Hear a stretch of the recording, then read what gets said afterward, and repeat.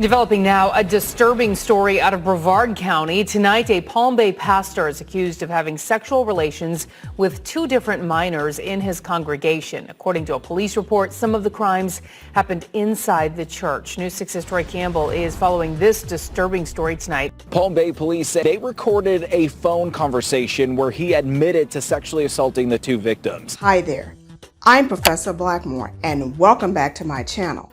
And I'm coming back to you today with an update from my series entitled Pulpit Pedophiles. And this will be an update on the case regarding a no good, dirty, low-down church house child molester, allegedly disguised as a so-called preacher in the person of Pastor Roberson, Douge, formerly of the Apostolic Church of Christ in Palm Bay, Brevard County, Florida.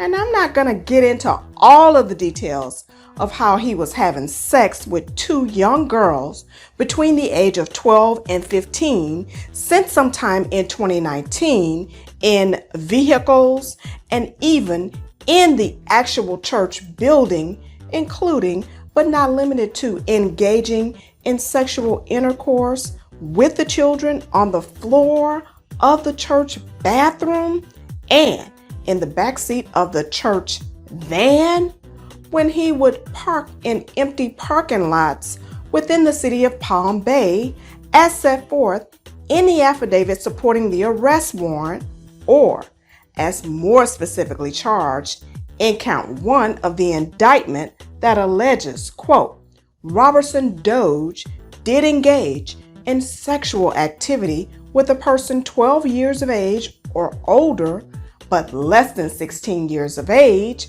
by placing his penis into and or in union with the victim number 1 or victim number 2's vagina, end quote. And so, if you want to get caught up on the details of the 20-count indictment, please watch my prior video, because I just want to jump right in and warn all of the people out there in Brevard County, Palm Bay, Florida, because it seems the news media doesn't care to report on these dirty, low-down snakes lurking around in your community, sneaking around in your churches and in your children's Snapchat and WhatsApp.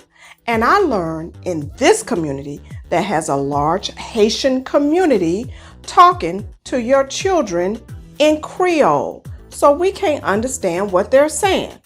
Now, in my last update on this case, the case was set next for a hearing to take place on March 8, 2023.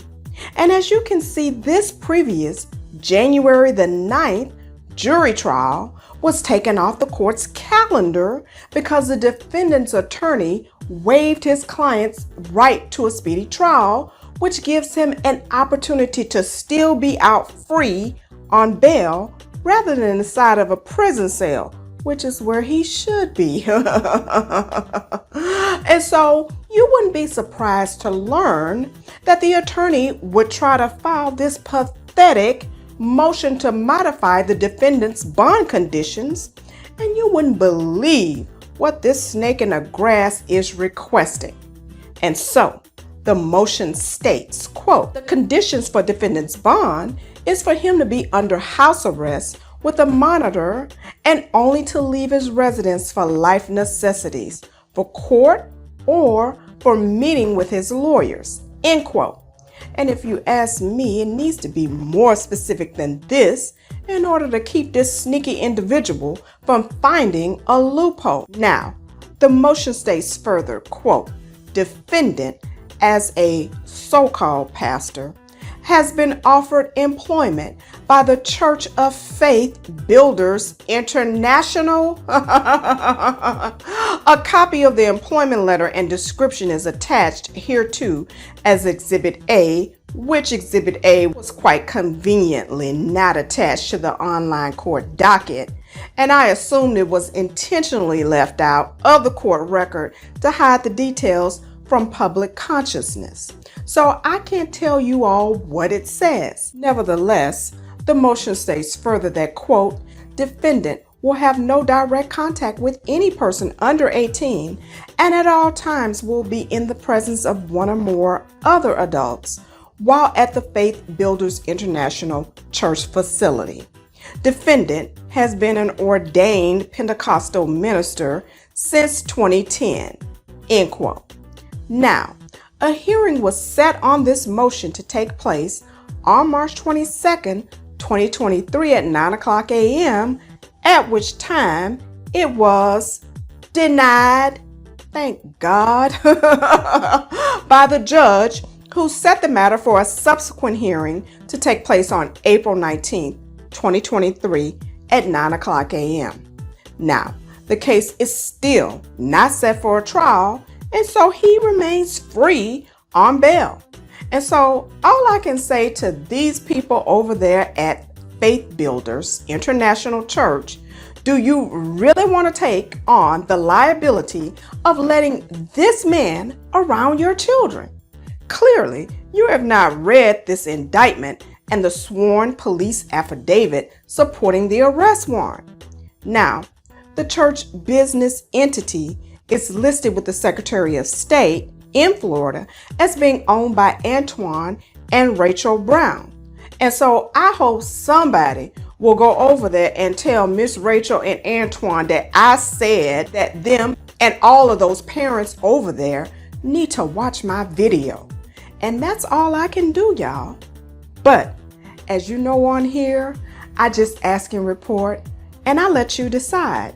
So, do you think these people over there at that Faith Builders International Church know all of the details of this case and what this man has been accused of over a period from August of 2019 until May of 2022 when he was caught?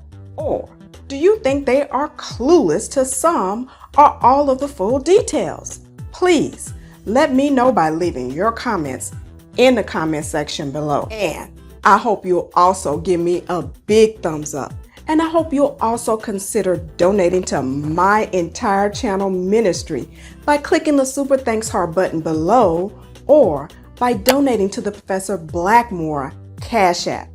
And while you're there, I hope you'll also subscribe to my YouTube channel and click the bell so you'll be notified whenever I come back with more updates on this pulpit pedophile's Roberson Douge case file.